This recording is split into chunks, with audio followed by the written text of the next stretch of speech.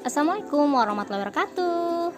Alhamdulillah kali ini kita masuk lagi di pertemuan selanjutnya, yaitu pengujian hipotesis. Sebelumnya teman-teman sudah belajar tentang apa itu statistik, apa itu statistika, kemudian belajar tentang rata-rata, median, modus, dan simpangan baku. Nah, kali ini kita akan lebih membahas ke pengujian hipotesisnya, yang nanti materi ini akan berhubungan dengan penelitian teman-teman selanjutnya. Misalkan mau ambil penelitian kuantitatif, nanti akan berhubungan yang namanya statistik. Jadi salah satunya yaitu pengujian hipotesis. Jadi selamat belajar. Sebelum kita masuk ke materi inti dari pengujian hipotesis, terlebih dahulu kita bermain dulu ya. Nah, teman-teman ambil sekeping uang koin, kemudian lempar sebanyak 10 kali. Nah, kemudian tuliskan kejadian itu munculnya angka berapa dan munculnya gambar berapa. Masukkan ke tabel turus dan jumlah. Selanjutnya, jawablah pertanyaan berikut. Berapa persen muncul sisi angka dari permainan tersebut? Apakah dapat dikatakan bahwa koin tersebut setimbang, atau peluang munculnya sisi angka dan peluang munculnya sisi gambar sama? Nah, pertanyaan sebelumnya itu bisa dijawab dengan rumus yang ada di slide ini. Pertama, tentukan persentase munculnya sisi angka atau gambar dari permainan tersebut. Nah, misal contohnya untuk presentase angka itu rumusnya P sama dengan upper N, sedangkan untuk gambar itu kita bisa misalkan dengan P sama dengan B per N. Jadi A untuk angka dan B untuk gambar. Jadi ada dua rumusnya yang digunakan ya, P sama dengan A per N dan P sama dengan B per N. Nanti dicari masing-masing berapa persentase angka dan berapa persentase dari gambar. Selanjutnya tentukan atau simpulkan apakah koin tersebut setimbang atau tidak. Nah, misal hasil dari P itu sama dengan 50%, berarti koinnya seimbang. Tetapi ketika P-nya itu sama dengan 30 atau 70%, berarti koinnya tidak setimbang. Semangat mengerjakan.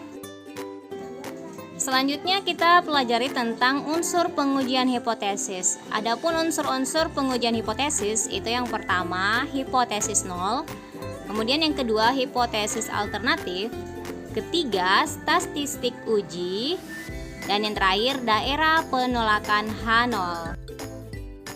Selanjutnya pengertian hipotesis. Nah, hipotesis adalah suatu pernyataan atau anggapan yang mempunyai nilai kemungkinan benar atau salah, atau suatu pernyataan yang mengandung nilai ketidakpastian. Nah, misalnya besok akan turun hujan. Nah, pernyataan ini bisa jadi benar, bisa jadi salah. Nah, contoh selanjutnya itu penambahan pupuk meningkatkan produksi. Nah, ini juga pernyataannya bisa jadi benar, bisa juga salah. Nah, contoh selanjutnya varietas A itu lebih baik dibandingkan dengan varietas B. Nah, ini juga sama, pernyataannya bisa benar, bisa juga salah. Jadi, hipotesis itu adalah pernyataan yang belum tentu benar dan belum tentu pula salah. Oleh karenanya diperlukan adanya pengujian dari hipotesis. Selanjutnya kita bahas tentang hipotesis statistik. Nah, suatu pernyataan tentang nilai suatu parameter populasi, ada H0 dan ada H1. H0 itu atau hipotesis nol adalah suatu pernyataan yang bersifat status quo atau tidak ada beda atau tidak ada perubahan. Itu untuk hipotesis nol. Sedangkan hipotesis 1 atau hipotesis tandingan adalah pernyataan lain yang akan diterima jika H0 ditolak. Jadi di sini ada perbedaan atau terdapat perubahan. Jadi H0 itu kebalikan dari H1. Jadi kalau H0 ditolak berarti H1 diterima. Kalau H1 ditolak berarti H0 diterima. Seperti itu ya hipotesis statistik. Nah, setelah kita pelajari tentang hipotesis dengan hipotesis statistik serta hipotesis 0 dan hipotesis 1, selanjutnya kita lakukan pengambilan keputusan. Nah, dalam pengambilan keputusan itu memungkinkan untuk terjadi suatu kesalahan.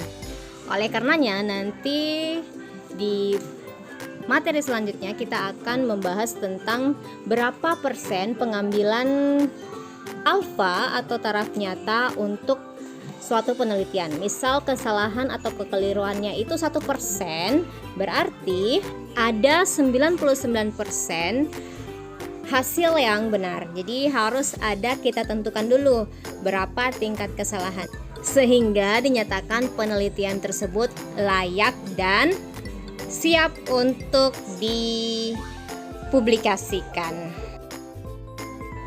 Oke, sekian dulu materi kita hari ini. Kita lanjut di grup ya untuk pembahasannya. Sebelumnya jangan lupa like, subscribe, share, dan komen ya agar tidak ketinggalan video pembelajaran lainnya. Wabillahi taufiq wal hidayah. Wassalamualaikum warahmatullahi wabarakatuh.